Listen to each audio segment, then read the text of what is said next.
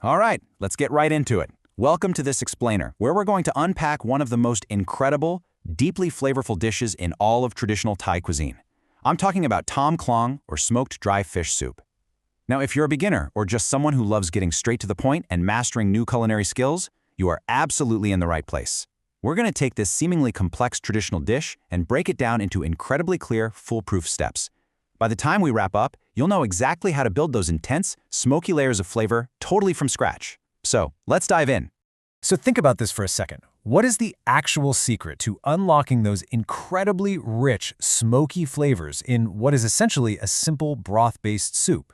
I mean, in a lot of cuisines, you'd probably just reach for a piece of smoked meat or maybe a heavy barbecue sauce, right? But in traditional Thai cooking, the secret is actually a very specific ancient technique: dry roasting your herbs before they ever even touch the water. Understanding exactly why we roast these herbs before boiling is the absolute key to mastering Tom Klong. It literally transforms your everyday aromatics into something deeply complex. And really, comparing it to other dishes shows just what makes this technique so special.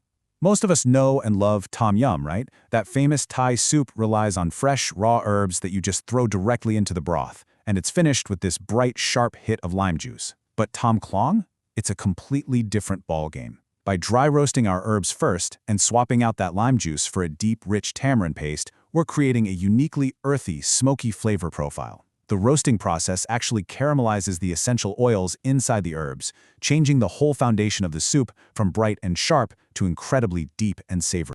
Section 1. Essential Tom Klong ingredients.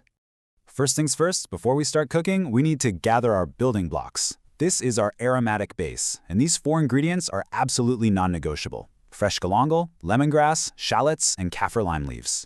Now, for all you beginners out there, here's a pro tip. What's really crucial here isn't just the ingredients, it's how you prep them. Notice they need to be bruised. You literally just take the back of your knife and give the lemongrass and shallots a firm crush before you do anything else. Breaking those plant cell walls helps release all those hidden essential oils, which sets them up perfectly for the roasting process we're about to do. Moving on to our flavor builders. These are the heavy hitters that are going to give our broth its rich, hearty body. You're going to need a large chunk of tamarind paste, some fresh tomatoes, and culantro, also known as sawtooth coriander, which gives it this really pungent, fresh finish. But the absolute star of the show, that would be the smoked, dry snakehead fish. If you've never used it, don't panic. It's super easy. You just soak the dried fish in water to soften it up, and then carefully debone it so it breaks down nicely in the soup. This ingredient is the secret weapon that doubles down on that smoky aroma we're looking for. Section 2. The step-by-step brewing process. Okay, if you're new to Thai cooking, seriously, do not sweat this.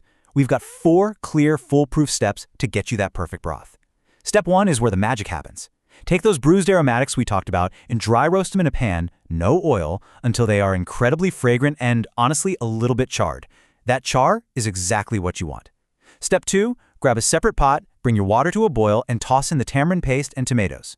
Step 3, once that water is boiling and taking on that gorgeous, rich tamarind color, drop in your freshly roasted aromatics. And finally, Step 4, add in your soaked, smoked fish and just let the whole thing simmer. Following this flow guarantees those smoky flavors infuse perfectly. Section 3. Mastering the perfect seasoning. Now, knowing how to cook this soup deliciously really comes down to balancing those final flavors. So let's talk about the real MVP of our seasoning: tamarind paste. Like we said earlier, tom yum uses sharp lime juice, but our Tom Klong relies heavily on this sticky, beautiful paste. The big takeaway here is that tamarind brings this highly complex, sweet and sour profile all on its own.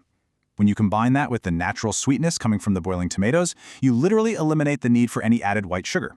It's just perfectly balanced, natural sweetness. But here's a golden rule for beginners, and it pretty much sums up the entire philosophy of Thai cooking. Tamarind varies in sweetness batch by batch. Always taste and adjust your soup. You just can't blindly follow rigid measurements when you're working with raw, natural ingredients. One batch of tamarind might make your mouth pucker, while the next might be surprisingly sweet. So the most important tool you have? Your own palate. Taste the broth as you go. If it needs more zing, add a bit more tamarind. You've got to cook dynamically. To help you get started though, here is a fantastic baseline ratio for dialing in the saltiness. Once your soup has been simmering and the fish is nice and tender, go ahead and turn the heat down just a little bit. Then add 2 tablespoons of fish sauce and half a teaspoon of salt. The salt hits you with this direct, Clean, savory flavor, while the fish sauce brings that deep, fermented umami goodness that pairs perfectly with the smoked fish. Just remember to lower the heat a bit before adding them so those flavors don't just aggressively evaporate right out of the pot. All right, we are in the home stretch with our finishing touches, the heat and the fresh herbs. To finish off that perfectly balanced broth, you're going to snap a few dried chilies in half and drop them right in, followed by a very careful sprinkle of roasted chili powder. And I mean it. Be cautious here. You want to add the chili powder little by little. The goal is to warm the palate, not completely blow out that delicate smoky broth you just worked so hard to build. Top the whole thing off with a generous handful of washed, gently squeezed culantro for this amazing bright herbal contrast. And there you have it, a perfectly executed, deeply flavorful bowl of Tom Klong. We took raw ingredients, completely transformed them through dry roasting, and built this incredibly complex, sweet, sour, and smoky broth from the ground up. So I want to leave you with a question to chew on. Now that you know this powerful culinary secret of dry roasting herbs before making a soup, what other simple dishes in your own kitchen could you level up with this smoky technique? Imagine how a charred onion or some roasted garlic could totally change your next stew or sauce. Take these ideas, get into the kitchen, experiment, and just keep learning. Thanks so much for hanging out with me for this explainer, and happy cooking.